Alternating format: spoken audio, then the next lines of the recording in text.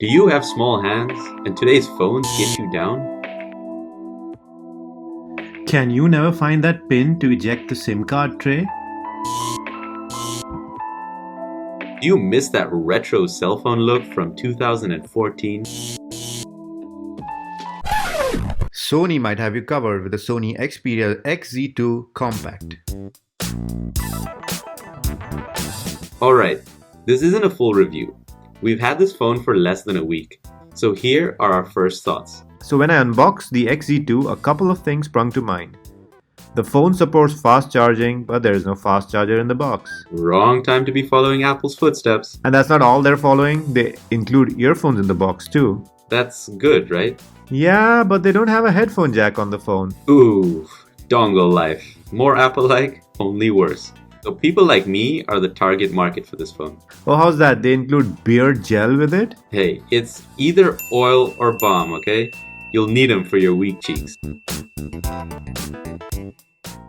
Oh, so when you say people like you mean you have small... Hands. Hands, man. Yeah, it's compact and it's easy to use one-handed.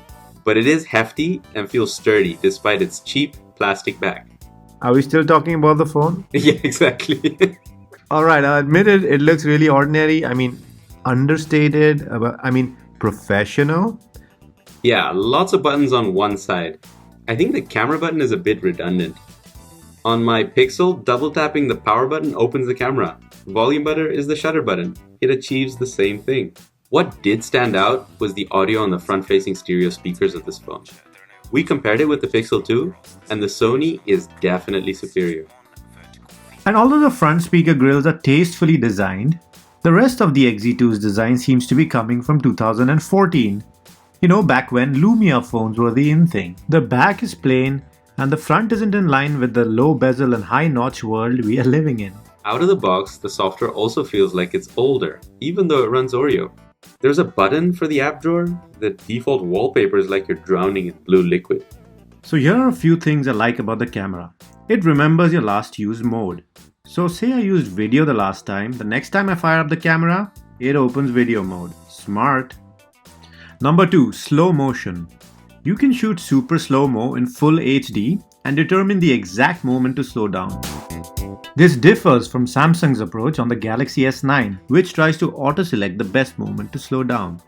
Oh yeah, and the S9 doesn't do full HD, only 720p. And lastly, this is the only phone camera right now that can shoot 4K HDR. Guess that'll look nice on their 4K HDR TVs. In terms of the overall experience, the phone feels more stock than previous Xperia versions, even though there is some Sony bloatware that can't be removed. It seems to be snappy enough, so we'll reserve judgment for the full review. Alright, based on what we've seen so far, Kevin, what are your first thoughts? Well, it's a great one-handed device with a decent-sized screen with flagship internals. Snappy Snapdragon, slightly faster than the Pixel even, and with a great super slow-mo and video mode. The speaker and microphone are not great for conference calls. It's a bit dull in the design department, but battery life is good. Didn't experience any heating issues either. What about your thoughts, Rohan? Well, I love the size, not necessarily the weight. The camera options are interesting. The initial results for photos are better in daylight than your original Pixel, right? I hate the bloatware and what is with the retro design language. And we were kidding before, but it's always nice that you can eject the SIM card tray without a pin. And if all this doesn't satisfy you, the one feature to blow your mind is 3D face scanning. That comment may or may not have been sarcastic.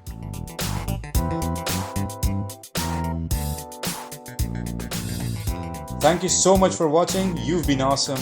And we've been DHRME.